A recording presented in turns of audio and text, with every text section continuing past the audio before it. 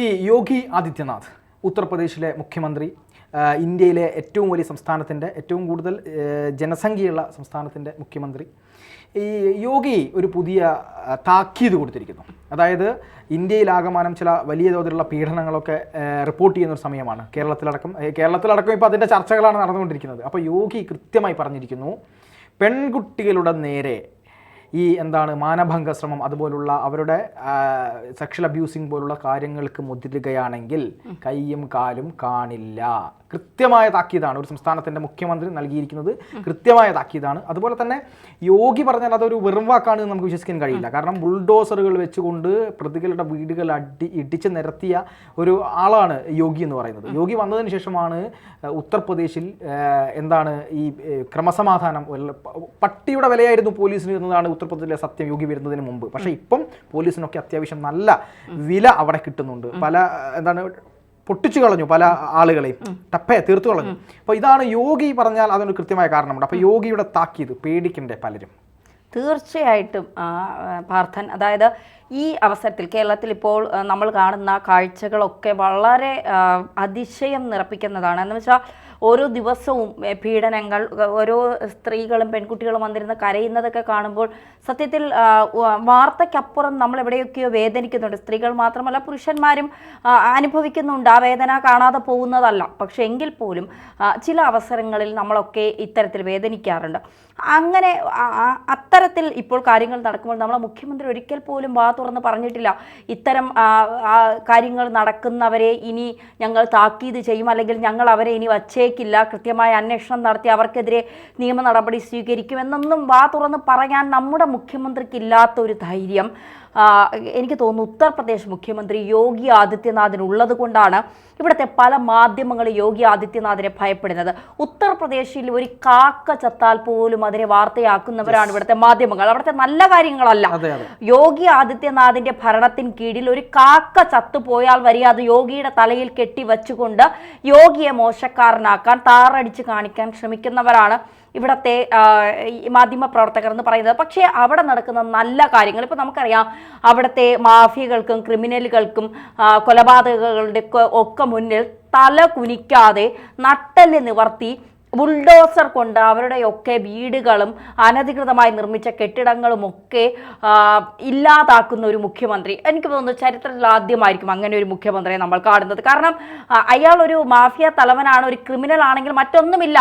അയാൾ ഉണ്ടാക്കിയ സ്വത്തുക്കളൊക്കെ കണ്ടുകെട്ടുന്നു, അനധികൃതമായി കെട്ടിയ കെട്ടിടങ്ങളൊക്കെ അപ്പം തന്നെ പൊളിച്ചു കളയുന്നു എന്നുള്ളതാണ്. അതായത് ധൈര്യമുണ്ടോ ഈ ബുൾഡോസറിനെ തകർക്കാൻ എന്നാണ് യോഗി ആദിത്യനാഥ് ചോദിക്കുന്നത്. മാത്രമല്ല ബുൾഡോസർ കണ്ടാൽ തന്നെ ഇപ്പോൾ ക്രിമിനലുകൾക്ക് ഹൃദയാഘാതം വരുന്ന ഒരവസ്ഥയാണ്.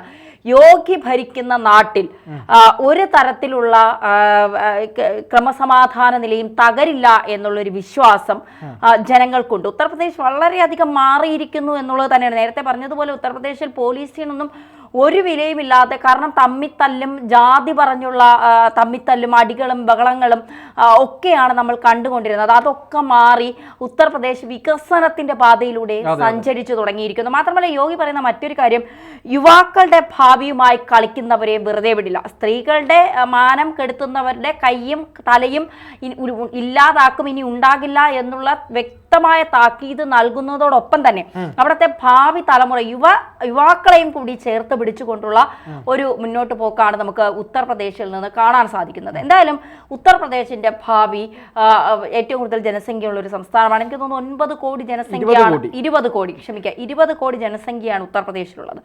ആ ഉത്തർപ്രദേശിൽ യോഗിയെ പോലുള്ള ഒരാൾ നെഞ്ചി നിവർത്തി നിന്നുകൊണ്ട് ആ ഉത്തർപ്രദേശിലെ 20 കോടി ജനങ്ങളിലുള്ള ക്രിമിനലുകളെയും മാഫിയകളെയും അഴിമതിക്കാരെയും ഒക്കെ നിലയ്ക്ക് നിർത്താൻ ഒരു മുഖ്യമന്ത്രിക്ക് കഴിയുമെങ്കിൽ ആ മുഖ്യമന്ത്രി പറയുന്ന കാര്യങ്ങൾ, അല്ലെങ്കിൽ ആ മുഖ്യമന്ത്രിയെ നമ്മൾ മാതൃകയാക്കേണ്ടതിന്റെ കാലം അതിക്രമിച്ചിരിക്കുന്നു. പക്ഷെ അവിടെ സംഭവിക്കുന്ന ഒരു കാര്യം, യോഗി ആദിത്യനാഥ് BJPയുടെ മുഖ്യമന്ത്രിയാണ്. അതാണ് അവിടെ ഏറ്റവും പ്രധാനം. യോഗി ഏറ്റവും കൂടുതൽ ആരോപണങ്ങൾ വിധേയനാകുന്നതും യോഗി ഒരു BJP മുഖ്യമന്ത്രി എന്ന നിലയിലല്ല. യോഗി ചെയ്യുന്ന നല്ല കാര്യങ്ങൾ ഒരിക്കലും പ്രൊമോട്ട് ചെയ്യാത്തത്, ഉത്തർപ്രദേശിൽ നടക്കുന്ന വികസനത്തെക്കുറിച്ച് ഇവിടുത്തെ മാധ്യമങ്ങൾ ചർച്ച ചെയ്യാത്തതൊക്കെ ഒരു BJP BJP വിരോധം ഇവിടുത്തെ മാധ്യമങ്ങൾക്കുണ്ട് എന്നുള്ളതാണ്. തീർച്ചയായും ആര് നല്ലത് ചെയ്താലും അത് തുറന്നു കാട്ടപ്പെടുക എന്നുള്ളതാണ്.